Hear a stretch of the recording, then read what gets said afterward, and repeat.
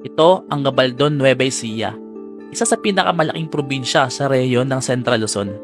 Nakilala ang Nueva Ecija sa malalawak nitong palayan at tinaguruan ito bilang rice capital of the Philippines. Bukod pa doon, ang Nueva Ecija ay napapaligiran ng kabundukan ng Sierra Madre, kaya't lumikha ito ng magaganda at malilinis na ilog kagaya na lamang ng Patuperi River, Tupinga River,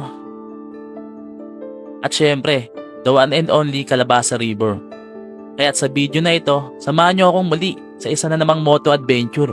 From Quezon City, Metro Manila, lalakbayin natin ang probinsya ng Gabaldon, Nueva Ecija gamit lamang ang motorsiklo. At ating pupuntahan ang ilan sa mga tourist destination ng probinsya. Kaya't kung ikaw ay naghahanap o nagpaplano na pumunta sa lugar na ito, maaari mong tapusin itong video para mapagbigay sa iyo ng guide o kaalaman kung saan para sa tingin mo maganda pumunta kasama ang barkada o pamilya. Kanto o Diwata. Napakalinaw at napakalinis ng tubig sa ilog na ito na nanggagaling sa kabundukan ng Sierra Madre. At sobrang safe din dito lalo na kung may kasama kayong mga kids dahil hanggang tuhod o baywang lang ang level ng tubig dito. May part o area din na malalim kaya't mag-i-enjoy din yung mga gustong tumalon sa bato o mag-dive. At ang kinaganda pa rito, wala kayong entrance fee na babayaran.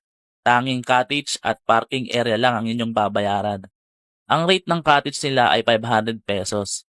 Para naman sa parking area, 20 pesos para sa nakamotor at 50 pesos para sa mga naka 4 wheels. Kaya't kung ikaw ay stressed, naghahanap ng isang place para makaranas ng peace of mind, bagay na bagay sa iyo ang lugar na to. Alam mo yung vibes na nagkakape ka habang nakaupo, tapos maririnig mo yung lagaslas ng tubig o agos, tapos matatanaw mo yung kabundukan. For sure talaga na makakalimutan mo yung mga problema.